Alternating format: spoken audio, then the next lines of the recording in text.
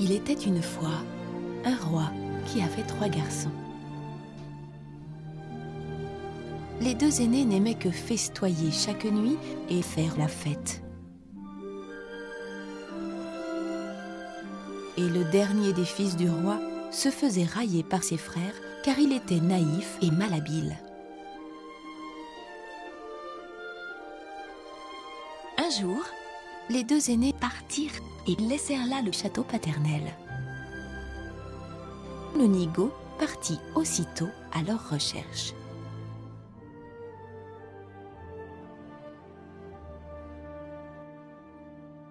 Quand après des jours de marche, il retrouva enfin ses frères, ceux-là se moquèrent de lui, car eux qui étaient si pleins d'esprit ne pouvaient pas admettre que leur bêta de frères puisse oser prétendre les guider. Et puis, finalement, ils se mirent en route tous les 3.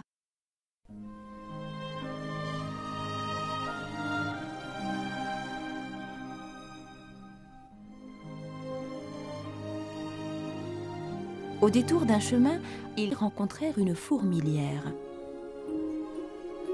Les 2 frères aînés voulaient piétiner la fourmilière pour s'amuser à mettre en déroute les petites bêtes qui couraient de toutes parts pour sauver ce qu'elles pouvaient de leur habitat.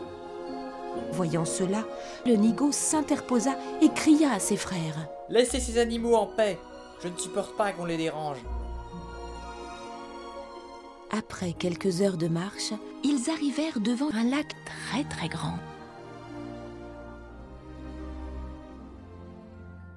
Les 2 frères aînés voulaient faire un festin des canards sauvages qui barbotaient sur le lac.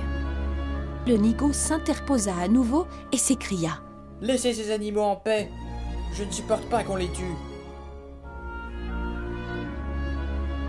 Alors, les 3 frères se remirent en route en silence.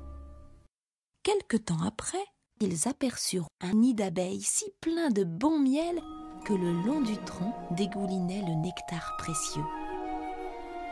Dès qu'ils l'aperçurent, les frères se précipitèrent pour enfumer le nid d'abeilles afin de s'emparer du miel onctueux. Là encore, le nigaud leur cria : « Laissez ces animaux en paix, je ne supporte pas qu'on les brûle. » Alors, ils reprirent leur chemin. Enfin, ils aperçurent au loin un château. Ils longèrent les écuries et virent avec stupéfaction que les chevaux étaient transformés en statues de pierre. Ils ouvrirent une à une les portes de chaque pièce du château, mais ils ne rencontrèrent pas âme qui vive. Arrivant enfin à la dernière porte de la forteresse, ils virent que la porte était fermée par 3 verrous de fer. Au beau milieu de la porte se trouvait un judas par lequel ils pouvaient apercevoir la salle et tout ce qu'il s'y trouvait. Ils virent qu'un vieil homme habillé de gris était attablé. Ils l'appelèrent 1 fois, 2 fois, sans qu'il semblât entendre. La 3e fois, le vieil homme se leva, tira les verrous, sortit sans prononcer une parole et d'un seul regard les convia à sa table. Là, des plats succulents s'offraient à eux.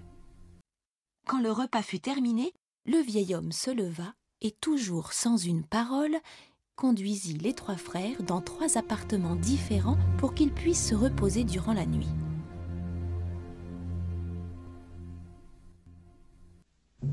Au petit matin, l'aîné fut réveillé par le vieil homme qui le conduisit en lui faisant signe de le suivre à une grande table de pierre sur laquelle étaient gravées 3 épreuves.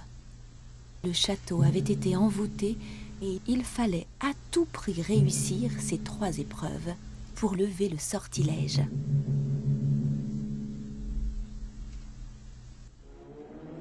La première épreuve était la suivante. Avant le coucher du soleil, il vous faut retrouver dans la mouche au milieu des bois les 1000 perles de la princesse qui ont été semées. Si vous échouez, vous serez changé en statue de pierre pour l'éternité.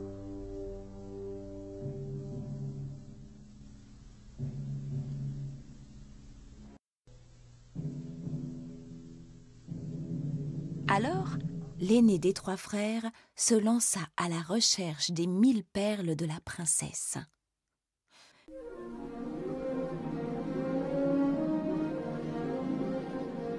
Mais quand arriva le soir, il n'avait trouvé qu'une centaine de perles, alors qu'il en fallait 1000. À peine eut-il franchi la porte du château qu'il fut changé en statue de pierre. Le lendemain matin, le 2e prince se lança dans l'aventure.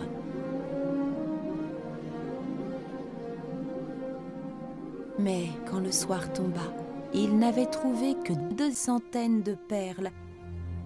Il rentra au château et fut changé en statue de pierre, comme son frère.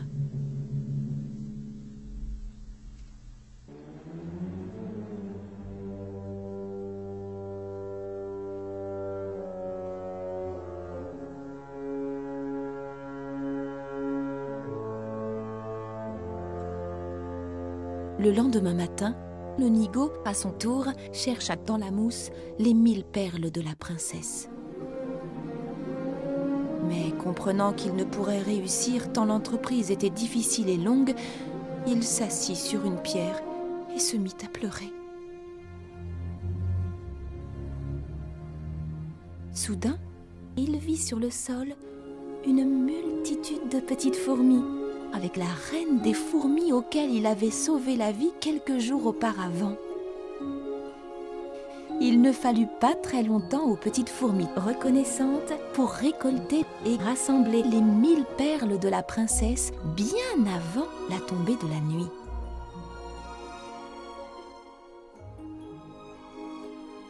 Il s'en retourna et vint à la table de pierre pour y lire la 2e épreuve qui y était gravée. Il faut pêcher dans les entrailles du lac la clé de la chambre de la princesse.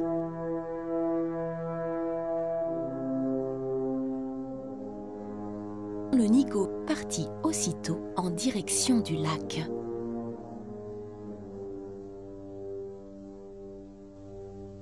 À peine était-il arrivé sur les rives que le couple de canards qu'il avait sauvé vint à sa rencontre. Les canards plongèrent tout au fond du lac et lui rapportèrent la clé. Le nigaud s'en retourna au château. Mais la 3e et dernière épreuve était de loin la plus difficile. Il vous faut reconnaître la plus jeune des 3 princesses endormies qui se trouve dans la chambre du château. L'aînée des princesses a mangé un morceau de sucre juste avant de s'endormir. La seconde a bu une gorgée de sirop. Et la plus jeune, une cuillerée de miel. Les 3 princesses se ressemblaient tellement qu'on ne pouvait distinguer à l'œil nu si l'une d'elles était plus jeune que les autres. Mais la reine des abeilles, que le nigaud avait sauvée du feu, vint à son secours. Elle effleura la bouche de chacune des princesses et finalement, elle se posa sur les lèvres de la 3e princesse, celle qui avait assurément mangé du miel. Et c'est ainsi que le jeune prince la reconnut. Alors, le sortilège fut levé et la vie s'empara à nouveau du château. Tout être changé en statue retrouva enfin son état naturel.